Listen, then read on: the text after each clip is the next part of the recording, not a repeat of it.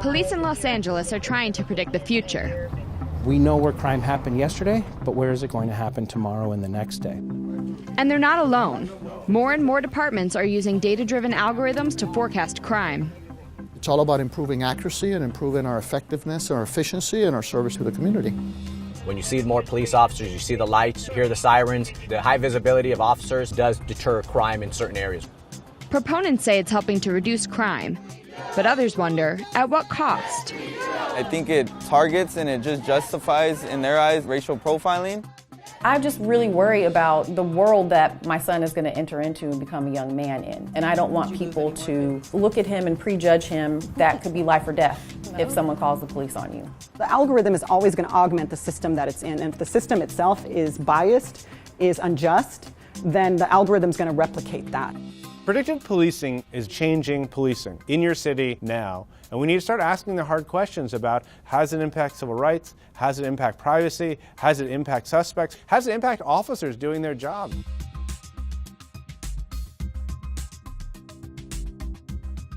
All right, here's how we're going to work for tonight. Sergeant Flores will be out as 160. Say you're living in Los Angeles and you just got out of prison. The LAPD could be keeping tabs on you through a program known as Operation Laser. It uses crime, arrest, and field data to determine where violent crimes are likely to take place and who will perpetrate them. Laser predicts who will commit a crime before a crime actually happens. Groups like the Stop LAPD Spying Coalition are sounding the alarm in local communities. They say predictive policing strategies like Laser disproportionately target low-income people and communities of color. Why do you believe that this data is subjective? The data is subjective, and the data is biased because policing practices have always impacted Black and brown and poor people. Now we have predictive policing just coming in with a veneer of science trying to tell us that it's somehow making policing more objective. But what we're finding is that it's only augmenting the way that policing operates. The Laser program tries to predict who might commit violent crime using a point system.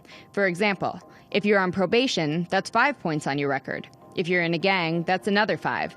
A stop by police can get you another point. The people with the highest scores in each of LA's 21 divisions are placed on a list called the Chronic Offender Bulletin. You tally up all those numbers. Some folks end up with 2 points, some folks end up with 40 points. Those that end up with the highest number of points, we'll take a look and see where are they now. The most troubling thing about the Chronic Offender Bulletin, it's recriminalizing people who have already been on parole, who have served their time. It seems kind of hard to avoid police contact when that's your home and this is your history, and the contact is coming to you. Well, not necessarily. If you live in the area and you did time, and you've got a job, and you're doing everything you're supposed to be doing, then you're not going to be getting that constant police contact. Police say they're just being proactive. What we don't want is for that person to recommit another crime, go back to jail, and keep on the cycle. So we try to get ahead of it. The problem is the public has no way of knowing who's being targeted, which is why the Stop LAPD Spying Coalition is suing the city for more information.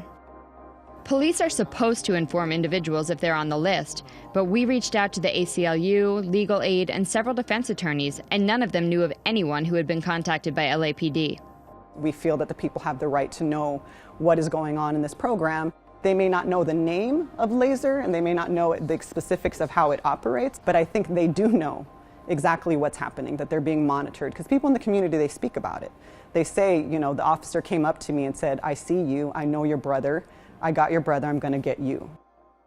It is one part social control, hey, we're watching you, and it's one part information collection. We are seeing who you're associating with, the car you're driving, who you're hanging out with, your neighborhood, and they're recording all that and putting it back into a larger, ever-growing database that's used for investigative purposes.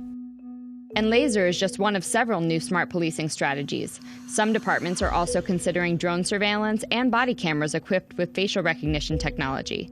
This video from the maker of an AI-powered body cam demonstrates how the technology could be used to find a missing child. Not shown, how they could use it to track suspects.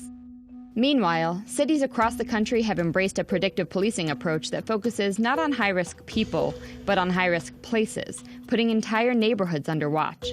Critics worry it's targeting areas that are already over-policed. The problem is that if you're already over-policing in a certain neighborhood, you're going to be predisposed to seeing data that's now going to tell you to keep putting more and more officers in those areas. Bari Williams is an attorney who advises startups in the Bay Area.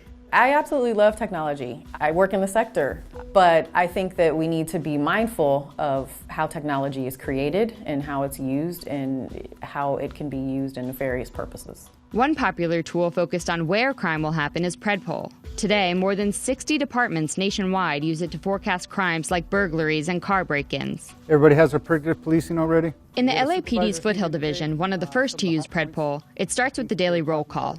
Officers get a map labeled with 10 to 20 hotspots they're encouraged to visit during their shifts. The more time they spend in those areas, the more likely they are to deter crime, or so the thinking goes. All right, let's go to work. This is today's predictive policing boxes. We're going to cover the 3 boxes that are in my area, in the north end of Pacoima. PREDPOL forecasts crimes based on patterns from the last several years. It analyzes 3 elements of crime data: the crime type, the location, and the time. It then runs them through an algorithm and spits out 500 by 500 foot hotspots or boxes that officers should keep an eye on. Right now we're experiencing a lot of property crime. That's what our predictive policing boxes are going to focus on. Officer Steve Nunez has worked in the Foothill Division for 16 years. What are you looking for as we cruise around? Looking for anything suspicious. Even sometimes looking for cars that look like they've been sitting here for a while. Anyone that is maybe trying to open car doors. Just anything that just doesn't fit. At first, we were kind of, I don't know if we're going to follow this predictive policing and having a computer tell us where to go. But he's become a believer in PREDPOL. Crime has gone down dramatically, so part of it, I believe, is predictive policing. Part of it's just the community engagement. It has to do with just the officers going out there and being proactive.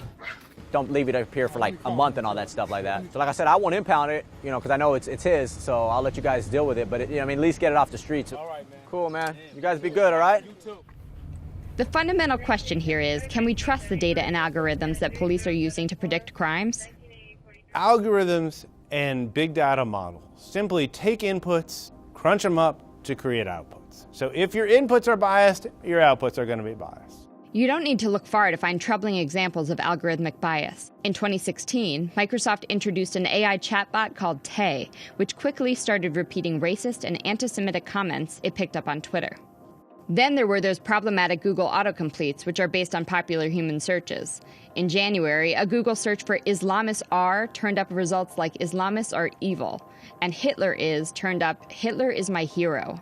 And there was also the time the Google Images algorithm mistook black people for gorillas. So what happens if prejudice data makes its way into police work? This is 7. For Bari Williams, that risk is personal. The biggest fear I have with predictive policing in my son is that he will be profiled.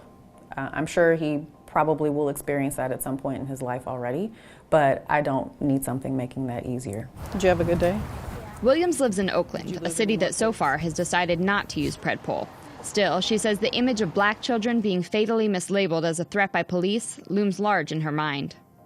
In the case of Tamir Rice, you have a child who was playing with a BB gun, and the police just rolled up and within 3 seconds shot him.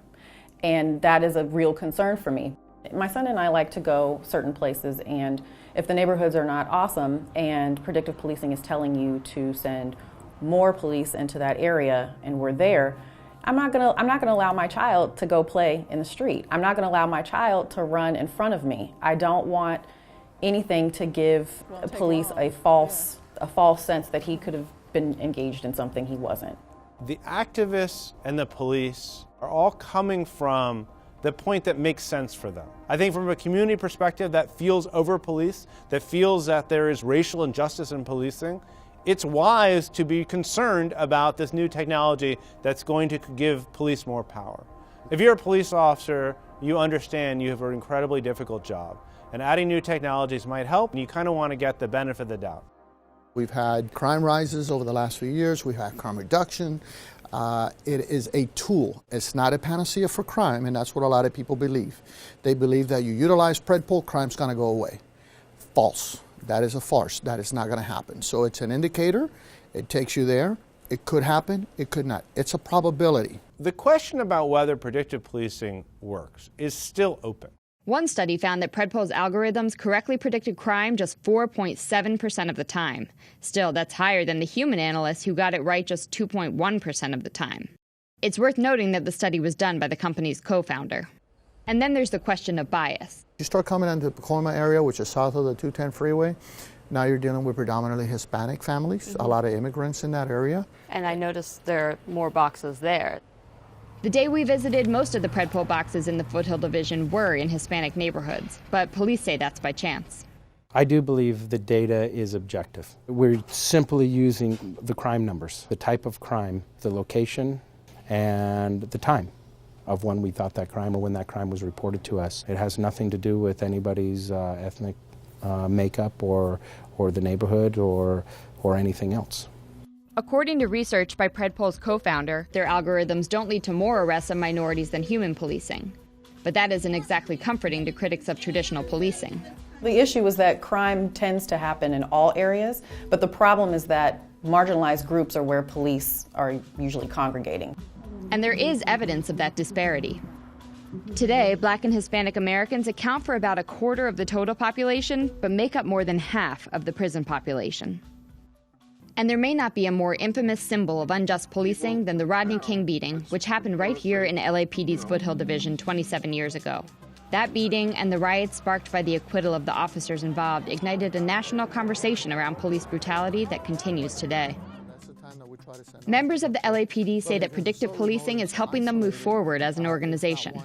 Instead of being an occupying force like we were referred to once upon a time where there was a problem in the area and we'd had to come in with tons of cops, we're trying to be more strategic. But activists like the members of the Youth Justice Coalition say that new technologies will only make things worse. It's basically allowing them to racially profile Black and brown youth. I lived in a low-income neighborhood, mostly Black and brown people that live there, and there's always police on my block. What PREDPOL I think is doing is targeting communities that they've already been targeting. Stop LAPD Spying Coalition is still pursuing their lawsuit against the LAPD. And for now, the most that concerned citizens can hope for is more transparency. If there was a dialogue between these police departments and the communities that they're serving, explaining to them how they're using these data points, how they're using this technology, it may go a long way. Predictive policing is here to stay. And so what we should do is figure out how to identify the risks, see them coming, and address them beforehand, before it's too late.